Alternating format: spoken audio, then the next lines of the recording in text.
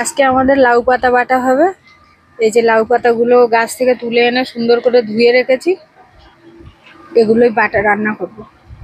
দিলাম জল দিয়ে এই পাতাগুলো এবং গোটা গোটাই দিয়ে দেবো। কেউ চাইলে ভালোভাবে কুচিয়েও দিতে পারো, আমি গোটা দিয়ে দিচ্ছি কেননা পাখার জাল তো সব সেদ্ধ হয়ে যাবে একটু পরে।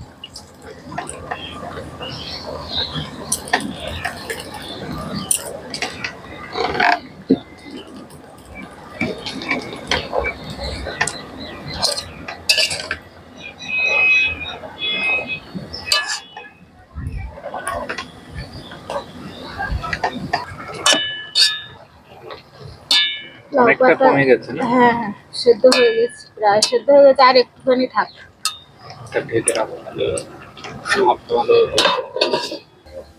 এই যে লাউ পাতাটা সেদ্ধ করে নিয়েছি, এবার আমি বেটে নেবো শিলনোড়ায়। এসব রান্না করে খেতে খুব সুন্দর লাগে। লাউ পাতা বাটা অনেকেই জানে না, আমিও তো আগে জানতাম না।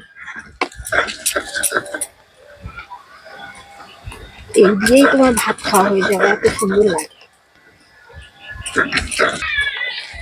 এই যে পাতা, লাউ পাতা বাটা হয়ে গেছে, এবার আমি 3টে লঙ্কা আর 2টো পেঁয়াজ বেটে নেব।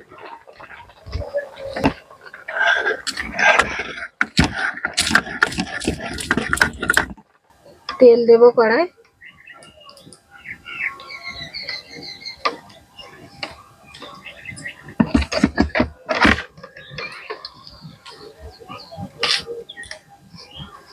তেলে একটু কালো জিরে দেব,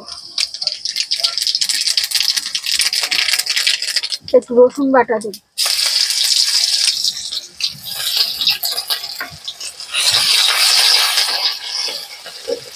আর এই যে বেটে রাখা পেঁয়াজ আর লঙ্কা বাটা।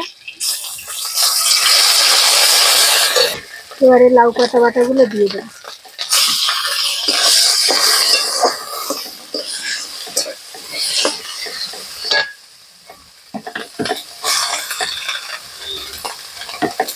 অনেক বাটা, অনেক হয়েছে।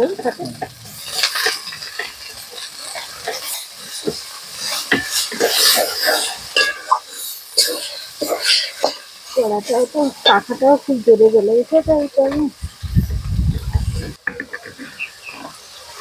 এবার পরিমাণ মতো লবণ দেব।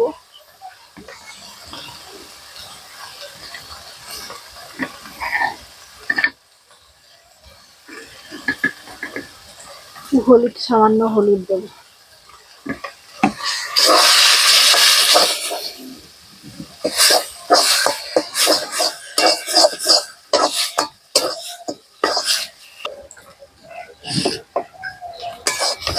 লাউ পাতা রান্না হয়ে গেল বাটা,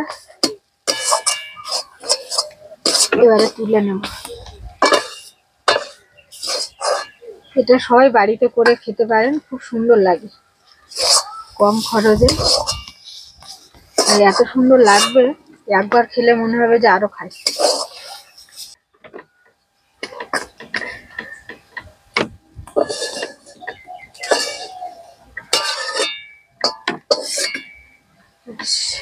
এই যে হয়ে গেল,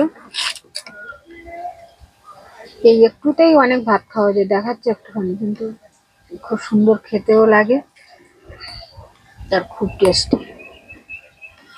তো আজকে এই পর্যন্তই, নমস্কার, সবাই ভালো থেকো।